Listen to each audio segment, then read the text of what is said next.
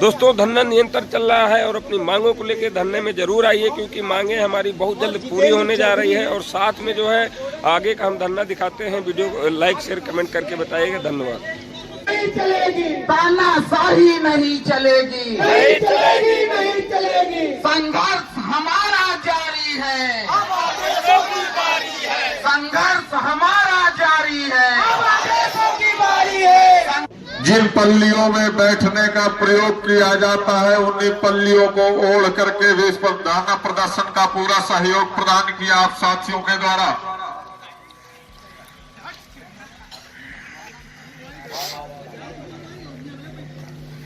यह संघर्ष हम सभी का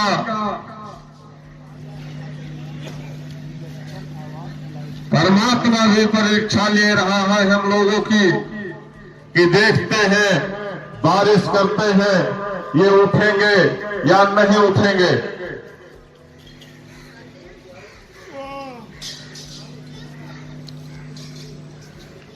हम सभी उसी संकल्प के साथ बैठे हुए हैं कि हमें आश्वासन नहीं शासनादेश चाहिए। और पूर्व में भी कार्य योजना में ये बता दिया गया है कि तमाम छोटे बड़े संगठनों के द्वारा पूरा समर्थन मिला है। महासंगठनों का संघर्ष समर्थन प्राप्त हुआ है। और आज 49वें दिन भी अशोक कुमार सिंह प्रदेश अध्यक्ष उत्तर प्रदेश चतुर्श्रेणी राज्य कर्मचारी महासंघ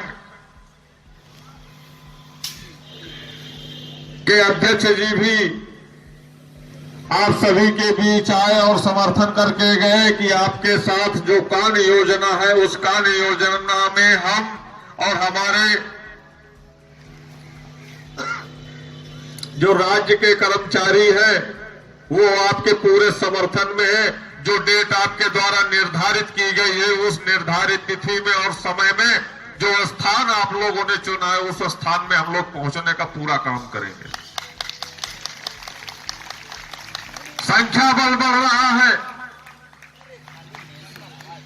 जैसा कि आप सभी को पता है कि पूर्व से जो समर्थन हमको प्राप्त हुए हैं संगठनों के द्वारा, महासंघों के द्वारा, और आज भी जो महासंघ के द्वारा समर्थन प्राप्त हो रहा है, लगभग 12 से 13 लाख कर्मचारियों के संख्या बल में हम माननीय मुख्यमंत्री महोदय जी के आवास और विधानसभा की ओर जाएंगे।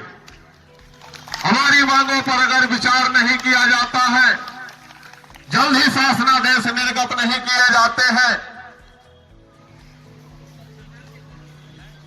तो इस जन सैलाब को रोक नहीं पाएगा प्रशासन। कितनी भी कोशिशें कर ले, लेकिन जो कान योजना है वो कान योजना ही रहेगी। आप तक जूं तक नहीं रहेगा। जिस प्रकार से इन 47-48 दिनों से शासन में बैठे हुए उच्च अधिकारियों में कानों में जू नहीं रेंगा है, सरकार में बैठे हुए माननीय मुख्यमंत्री महोदय जी के जू नहीं रेंग रहा है, नेता मंत्रियों के कानों में जू नहीं रेंग रहा है, ठीक उसी प्रकार से जो हमने डेट सुनिश्चित की है माननीय मुख्यमंत्री जी के आवास के लिए, उस डेट की भी कान में जू नहीं रेंगेगा बैठा हुआ यहाँ पुलिस प्रशासन हो या LI या IB के ऑफिसरों के कानों में। हम इसको सफल बनाएंगे और हम जाएंगे। चार्जिंग पे लगाए।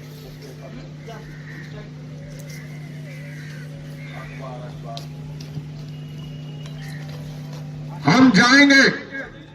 वो इतिहास नहीं दोहराना चाहते हैं। अगर वो इतिहास भी दोहराना चाहते हैं तो हम इतिहास दोहराने के लिए भी तैयार हैं। उस समय भी हमने लाठियां खाई थी, आंसू गोले खाए थे। अगर माननीय मुख्यमंत्री योगी जी के राज में लाठियां ही नहीं, आंसू गोले ही नहीं, अगर वाकई में आपके पुलिस बल के द्वारा गोलियां भी चलवा दी जाएंगी तो आपको छलनी करने पड़ेंगे वो 13 लाख कर्मचारियों के संख्या बल में।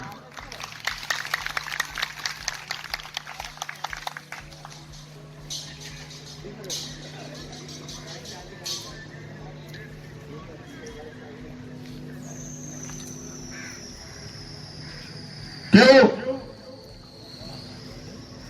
अगर सरकार को यकीन नहीं है कि स्मारक कर्मचारी साथी ये केवल ऐलान कर रहे हैं, तो शासन में बैठा हुआ किसी भी उच्च अधिकारी से यह जो 2014 दिसंबर माह में 4 दिसंबर को 1090 चौराहे को जाम करने का काम किया है,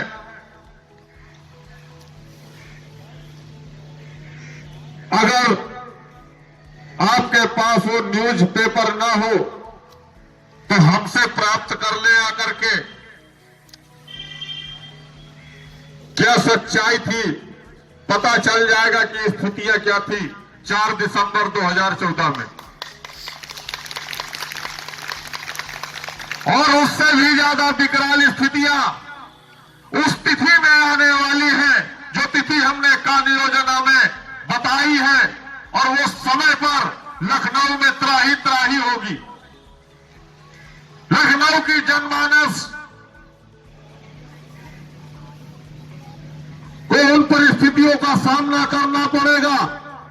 लखनऊ में बैठे हुए लोग मंत्रियों को, नेताओं को, शासन में बैठे हुए उच्च अधिकारियों को उस परिस्थितियों का सामना करना पड़ेगा जब सड़कों पर 13 लाख 14 लाख कर्मचारी लखनऊ विधानसभा की ओर, माननीय मुख्यमंत्री महोदय जी के आवास की ओर जाएगा ज्ञापन सौंपने के लिए।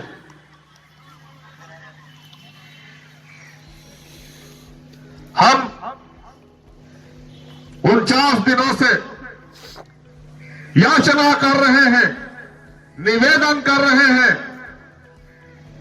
अनुरोध कर रहे हैं वर्तमान सरकार से, माननीय मुख्यमंत्री महोदय जी से, लेकिन हमारी मांगों को सुना नहीं जा रहा, विचार नहीं किया जा रहा, हमारी मांगों पर शासनादेश निर्गत नहीं किए जा रहे। इन 49 दिनों में अगर उच्च अधिकारियों के द्वारा कुछ दिया गया है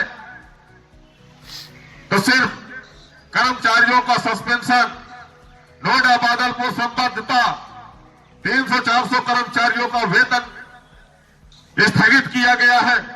यह घोर निंदनीय कृत्य किया गया है नियुक्ति प्राधिकारी महोदय जी के द्वारा।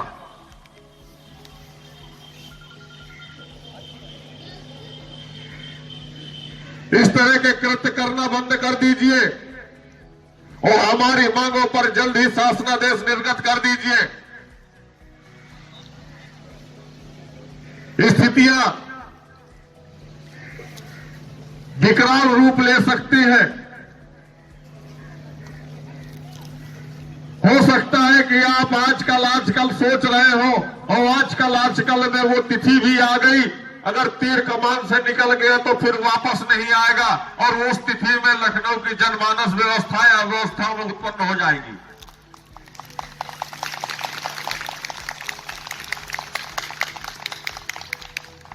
हमारी मांगों को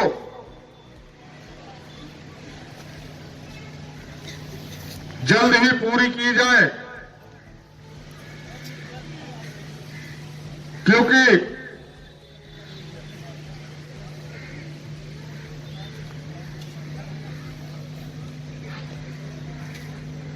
यह इत्तेफाक है, यह हम लोगों का क्रांतिकारी धरना प्रदर्शन कहे। 2014 में भी हमने माह दिसंबर में आंदोलन किया था और 2023 में भी हमने माह दिसंबर 18 में आंदोलन का आगाज किया।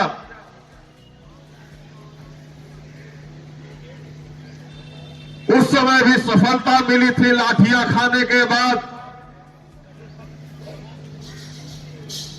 और इस समय भी अगर हम लोगों की किस्मतों में अगर लाठियां लिखी हैं तो हम लाठियां खाएंगे। आंसू गोले फेंके गए थे, आंसू गोले भी फिर फेंके जाएंगे अगर किस्मत में लिखा है माननीय मुख्यमंत्री महोदय जी के राज में, वर्तमान सरकार में, कि गोलियां भी चलाई जाएंगी तो हम गोलियां भी खाएंगे। लेकिन मैं इतना विश्वास दिलाता हूं,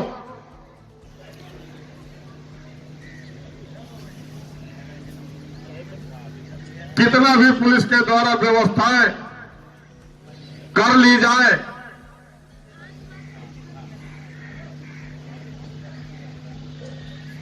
चाहे 40,000 फोर्स लगा दीजिए या 50,000 फोर्स लगा दीजिए, 1 लाख लगा दीजिए, तब भी आपकी 1 लाख की फोर्स 13 लाख कर्मचारियों की संख्या बल में कमी पड़ जाएगी, रोक नहीं पाएगी किसी भी स्थितियों में,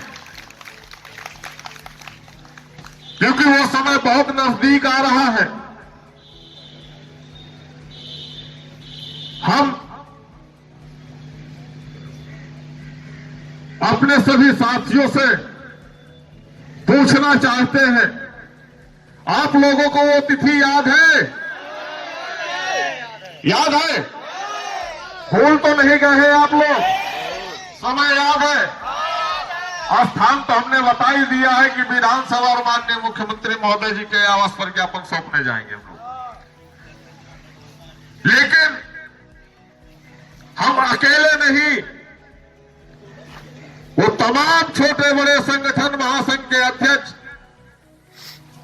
और स्मारक समिति की टीम व कर्मचारियों के साथ संख्या बल में हम लोग आगे बढ़ेंगे और टुकड़े टुकड़े में जाएंगे। किसी को यह नहीं पता चलेगा कि यह स्मारक के कर्मचारी है, प्रदेश का सफाई कर्मचारी है, और हम लोग विधानसभा की ओर पहुंच जाएंगे।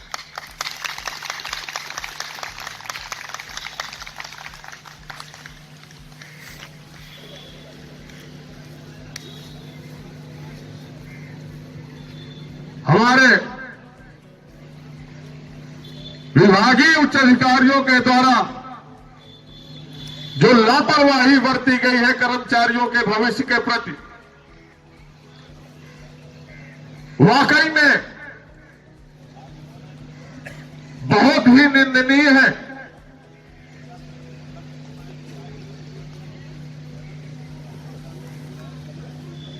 मुख्य प्रबंधक महोदय के द्वारा या हमारे नियुक्ति प्राधिकारी महोदय जी के द्वारा आज तक जो भी कार्रवाइयां की गई, एक अधिकारी के कहने पर कर दी जाती है या की गई है, अभी तक आज तक का रिकॉर्ड रहा है कि किसी भी कर्मचारी को मुख्य प्रबंधक महोदय जी के द्वारा या नियुक्ति प्राधिकारी महोदय जी के द्वारा उससे पूछा नहीं गया है कि क्यों तुमने ये गलती की है या नहीं की है। जैसा कि हमारे परिक्षेत्र प्रबंधकों के द्वारा जो गलतियां बता दी गई, उनको सुनते हुए उन पर कार्रवाइयां कर दी गई। आपको अगर उस स्तर पर बैठाया गया है तो आपका दायित्व बनता है कर्मचारी से पूछने का कि आपने ये कार्रवाई गलती की है, क्यों न इसको एक बार आपको सुना जाए, माफी दी जाए कि भविष्य में दोबारा पुनरावृत्ति नहीं होनी चाहिए। लेकिन नहीं, आज वो कर्मचारी हमारा बैठा हुआ है। अगर परिक्षेत्र प्रबंधक श्रीमती अपर्णा सरकार के द्वारा इस कर्मचारी का कहना है कि मुझसे कुछ पैसा मांग रहे थे, अगर आप पैसा दे दोगे तो आपकी नौकरी बची रहेगी, और वो गरीब कर्मचारी धन देने में असमर्थ रहा, उसकी सेवा ही समाप्त कर दी गई। आज वो दर दर की ठोकरें खाने के लिए मजबूर है। ऐसे कई कर्मचारी हैं जिनकी सेवाएं समाप्त कर दी गई। परिक्षेत्र अधिकारियों के द्वारा आज तक सिर्फ कर्मचारियों को प्रताड़ना के अलावा कुछ नहीं दिया है।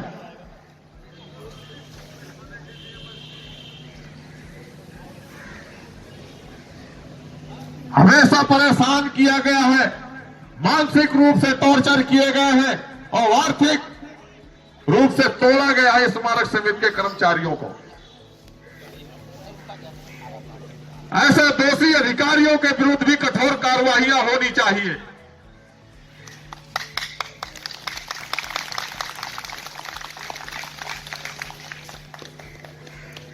लेकिन